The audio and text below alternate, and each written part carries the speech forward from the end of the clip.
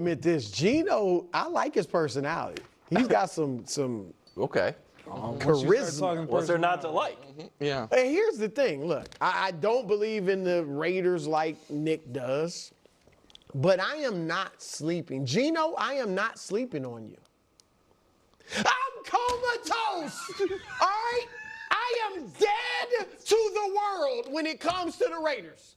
I'm knocked out, Wild. You can't wake me up. I'm totally oblivious to the Raiders. Can we stop it with the Raiders this, the Raiders that? Really?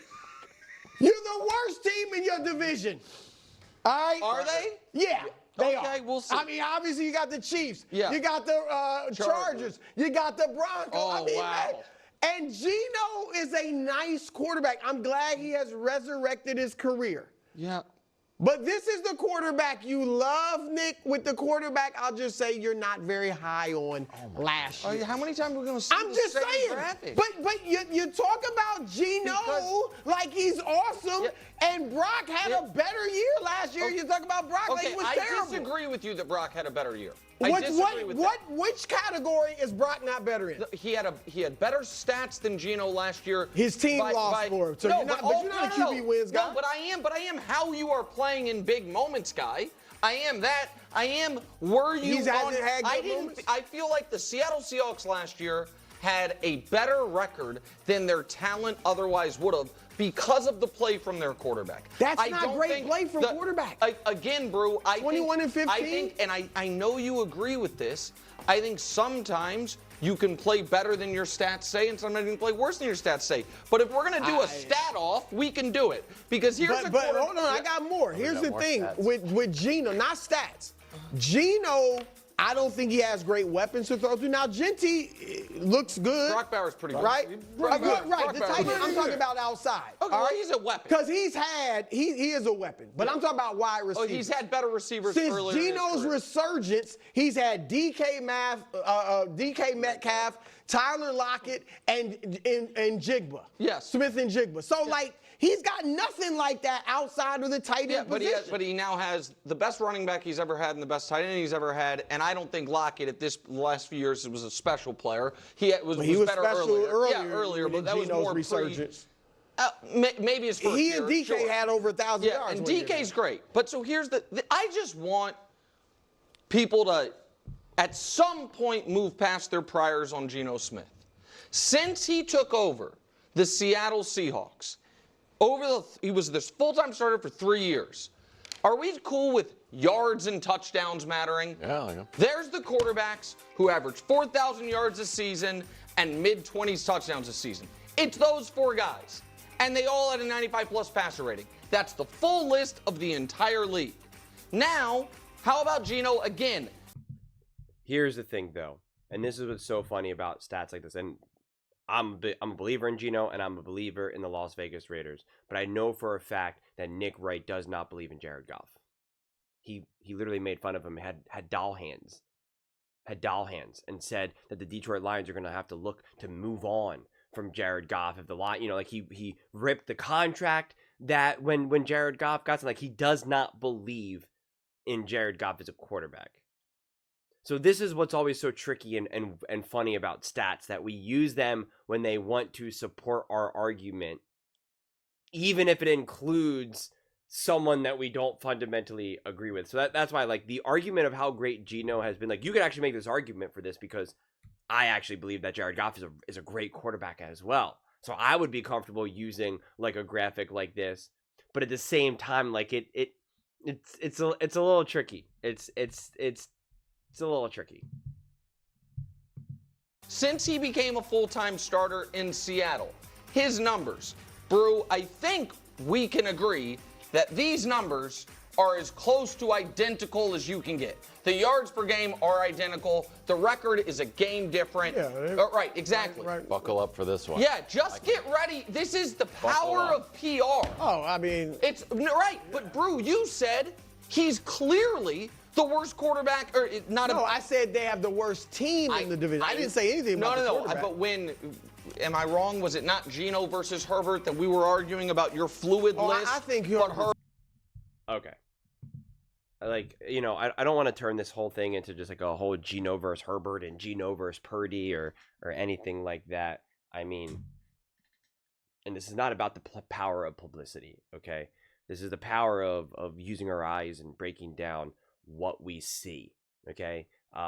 Say what you will about PFF's rankings, but they're not in the game of publicity and politics, and they obviously have Justin Herbert ranked significantly higher than Geno, but I think they have Geno as top 10 because it's not just about stats. Like, that's why, like, when Nick just went on a whole rant about how the stats of Purdy versus Geno is misleading, and then now shows more stats and says, well, this isn't misleading though, and it's like, what are you talking about? The last 3 seasons, Justin Herbert has played for an absolutely disastrously poorly run franchise. Like, so it's just, and he has not had a receiver like a DK Metcalf or anything like that. And he's had a coach who's been fired who will never be in the NFL ever again, who will never be a head coach in the NFL ever again. So again, like, that's not the argument for Geno Smith and the Las Vegas Raiders. It's just not.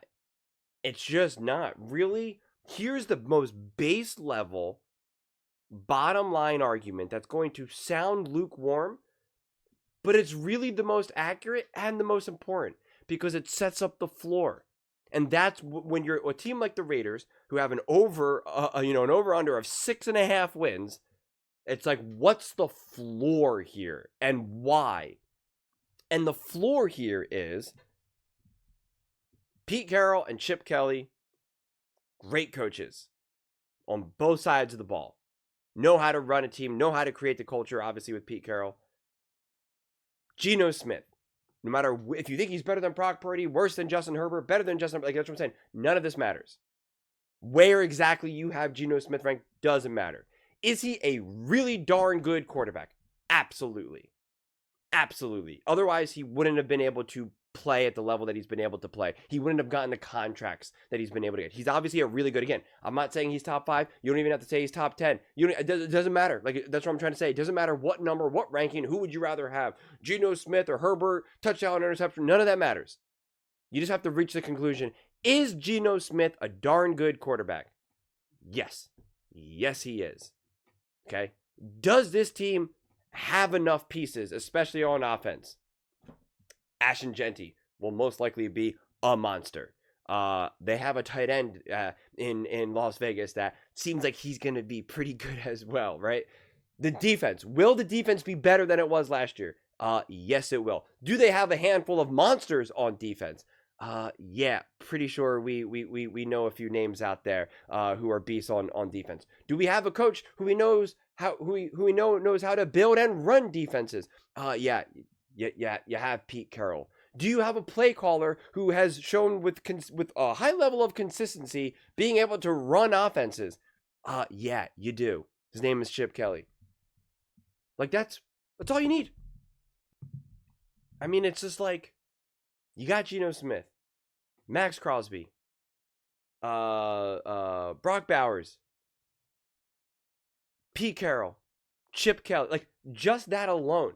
It's just like, as long as everyone is not a below average player to round out the roster, like, that's all you need. As long as you're just like not a below average, as long as the average player on the roster is not below average, that'll be good enough to be a pretty good team. And if now there's any other elevation anywhere else on the roster, right? A corner there, a lineman here, a wide receiver there, we think Ashton Genty's obviously, and if I didn't say Ashton Genty, I meant to obviously add Ashton Genty in there as well.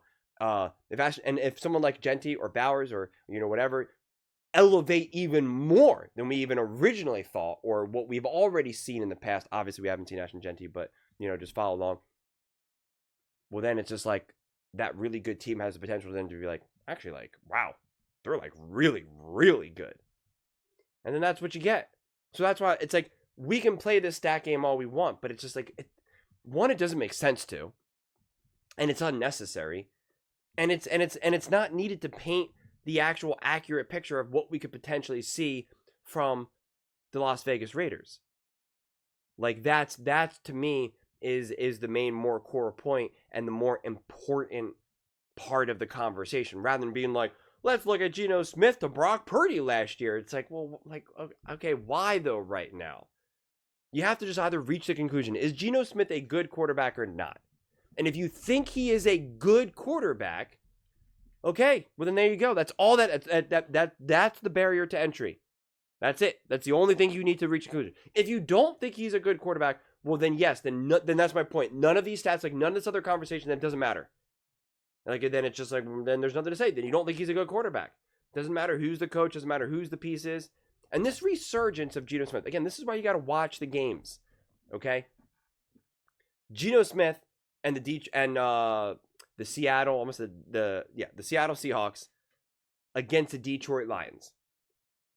The Lions were in their bag in that game. I think that was the game when Jared Goff was like perfect. It was like a weird like 12 for 12 or something, and he might have caught a touchdown pass too. Whatever it was, that game was about the Lions more than Seattle, more than anything. And you saw Geno really put that team on his back and really get after it. And it was just like, I use this example a lot when it's just like, I call it like my high school quarterback. Like he's the best player on the team and doing anything he can to put his team in a position to win, but the rest of the team is just not quite doing it. And that was like such a perfect example of that game. And like, that is what you saw. And that is an indicator of a quarterback who's like I said, he's not the problem. And he's certainly not relying on the team around him. When we talk about these resurgences and we talk about like, well, it's because you have DK or because you have this coach, you have that. Watch a backup quarterback operate. Then you could see when it's not the quarterback and when it's more the team around them. There's a difference. It's you can't put it statistically. You can't even 100% circle a play or a drive. It's more of just a feeling. You can see the quarterback operating the offense. You can see the quarterback's level of comfortability navigating what is put in front of him.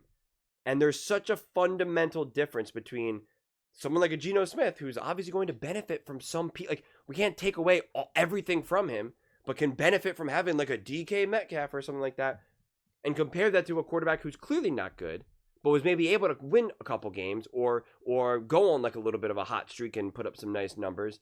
And you can see the fundamental difference as to when it's just, well, that team is really what's kind of keeping them afloat and not so much the quarterback themselves. Or clearly the coach is just giving him just layup after layup after layup. Or, he's just throwing 50-50 balls to Justin Jefferson out there. So, like, of course, if all quarterback has to do is just let it rip and just even be remotely accurate, well, then, that's Justin Jefferson right there. Like, yeah, you have to kind of really see what you're seeing. And at the end of the day, it just ends up being a very binary feeling.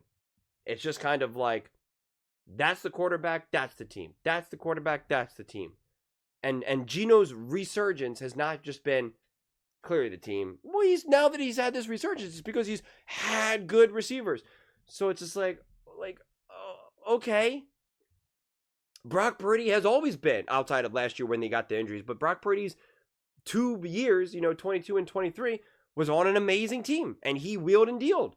Like, under that same similar logic, then Geno Smith would be balling. Because just give Geno Smith a great team around him, and apparently his resurgence has shown that he can do it. So then it's just like, I don't know. Are we saying that, we can just throw Geno Smith on any team and he'll just be able to carry that team to victory and can win a division or get to a wild card? Like, no, I'm not making that argument, and I don't care about that argument right now.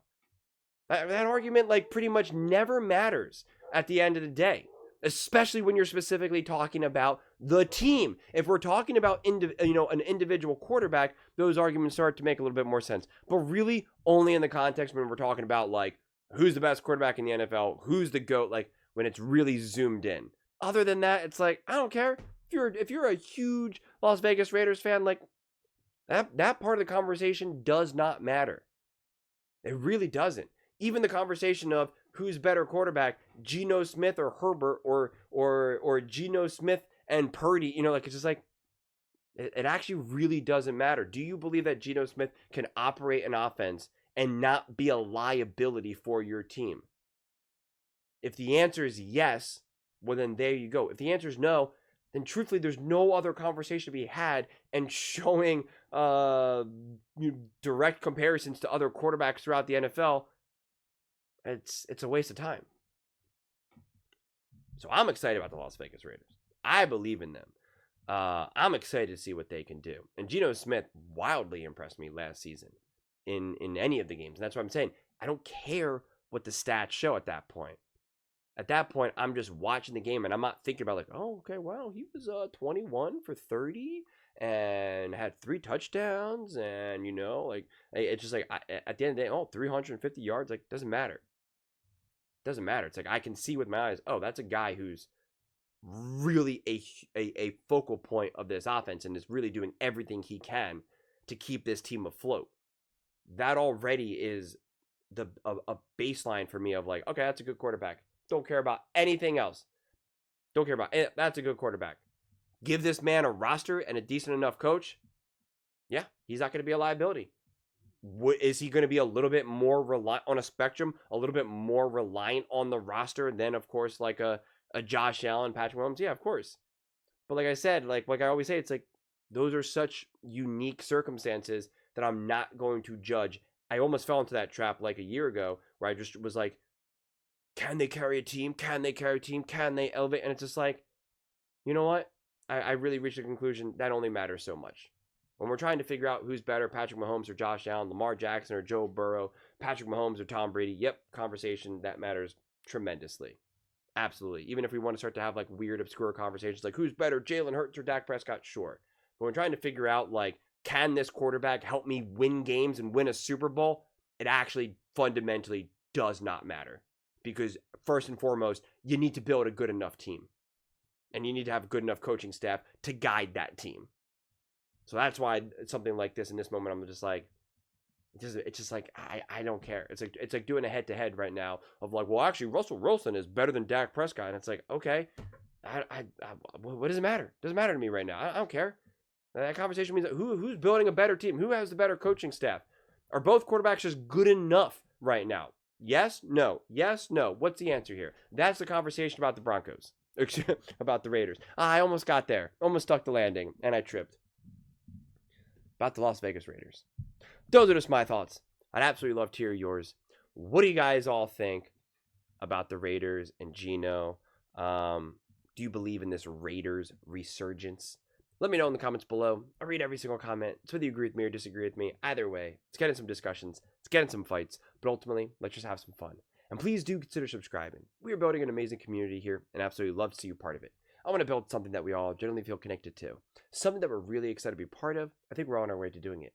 And please don't forget to give this video a thumbs up, as it really does help the visibility and the algorithm. Thank you so much. See you next time.